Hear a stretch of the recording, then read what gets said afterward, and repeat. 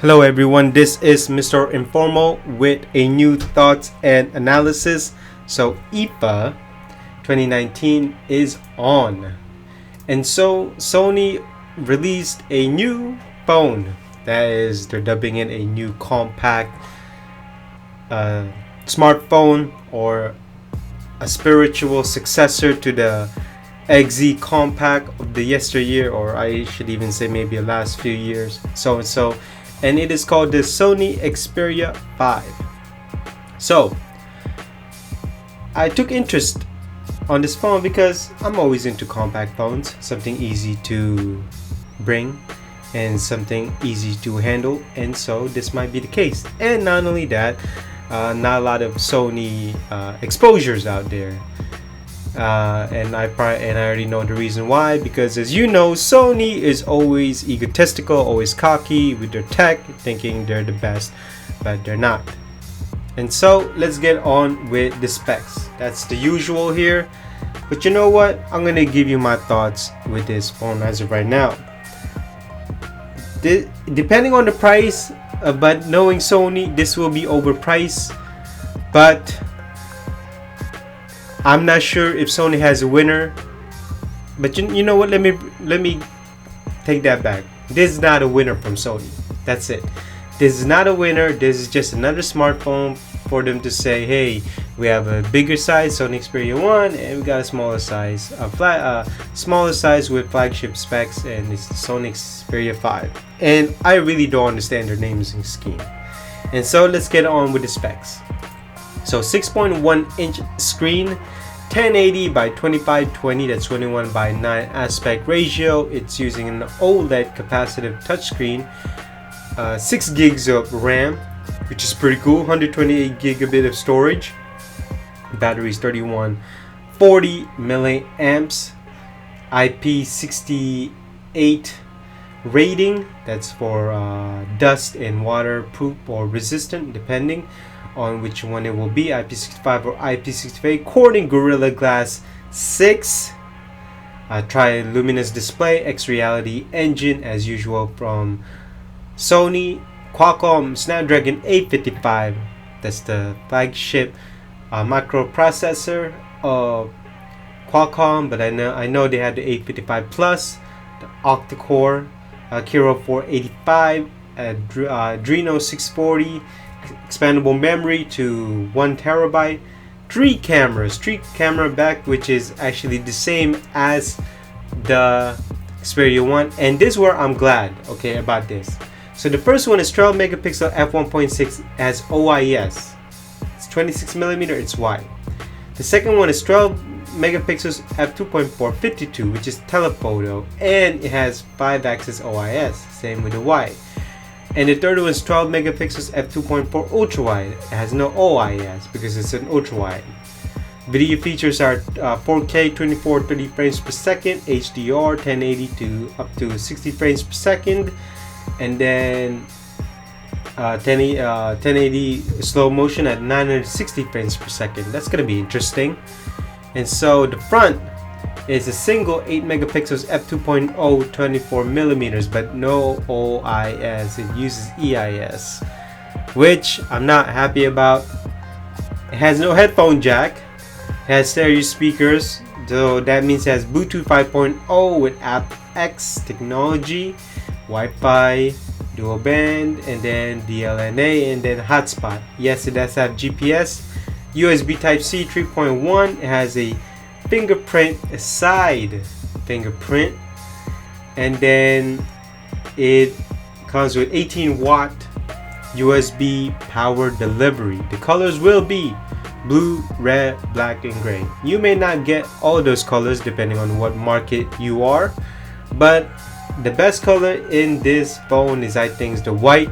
The red is too dark, looks like a more darker cherry, and then the blue is more of a galaxy blue. Again, it's too dark. Where the lighter colors at? Where's the turquoise? Where's the aqua? Where's the orange? Where's the copper orange? So, and then last but not least, operating system is Android 9.0, which means it could take a while until you get Android 10. So those are the specs, and let's get on with my thoughts here. Let's see. So my thoughts about this phone: the specs looks great. Finally has two back cameras that has optical image stabilization, 5-axis, expandable memory, no headphone jack. Now 6 gigs of RAM, which is pretty good. It seems like it's a great phone to handle too, since it has a 21:9 aspect ratio, and based on video it looks great to handle. So it looks like it's a great phone. I'm telling you, it's starting to sound great, except the headphone jack. But depending on the price, if the price is $600 to $700, it is overpriced. Do not get this phone. Now, if the price is around $450, I'd say this is a great price. It's a reasonable price. $500, I don't know. I would be 50-50 on that. Around $600 to $700, nope, this is a no-go. I'd rather just get a Samsung Galaxy S10e. Yes, you heard me, S10e. Now, my thoughts on this phone is starting to look great so far, depending on the price. Again, what I told you, depending on the price, it may be great, it may not be, but whatever it may be, it's starting to look great based on the specs. And it sounds like it may be a spiritual successor to the compact lines that Sony used to have. So let's get on with the analysis. Now it's a competitive. It is fierce. It's survival of the fittest when it comes to the smartphone industry. You got the Chinese brands, you got the Korean brands, you got the American brands, and then you have the Japanese brand, which is Sony.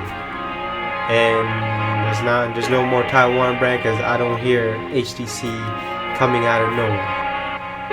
So depending on the price, it may be a bad bargain, but in the world of smartphones, you have to bring more than just, I guess, specs. You got to bring something that makes people want to say, I have to have this phone. And man, I really hate to say those words, because I think based on the specs, just on this phone alone, it sounds so good. But this is where I'm gonna have a hard time. The Chinese brand has been bring great competition from Huawei, from OnePlus. Let's not forget about OnePlus here. So will this move Sony units? Here's the thing, if the Sony Xperia 1 didn't move units, didn't even create more market share for Sony, why would the Xperia 5 move? I really wouldn't know, because I don't think it won't move. That's the thing, is that based on the market needs, supply and demand, this is not going to bring anything new to the market. But maybe that's a good thing. But then again, if you're going to look at small phones, why not just get the Samsung Galaxy S10e? And so that is where lies the problem of the Xperia 5. Is that based on the competition alone, this might be just an afterthought phone, and no one's going to care about it after a month or so. Hopefully there will be more reviews, and hopefully it will come to the US and see I can handle it, maybe at Best Buy, because that's where I usually see Sony phones on their unlocked section. And again, if the Sony Xperia 1 did not move units for Sony, then certainly this Xperia 5 may never move Sony's market share when it comes to smartphone industry. So let's get on to my rant, as this is a thoughts, analysis, and rant video. So number one, no headphone jack. This kills me. I swear, I really don't understand how hard can it be. Number two, low battery capacity, only 31 and 40. Why not just make it 32? Why not, heck, you know what, why not just make it 3500? This is taller than the S10e. and you're telling me you can only fit in a 3140 milliamps of battery.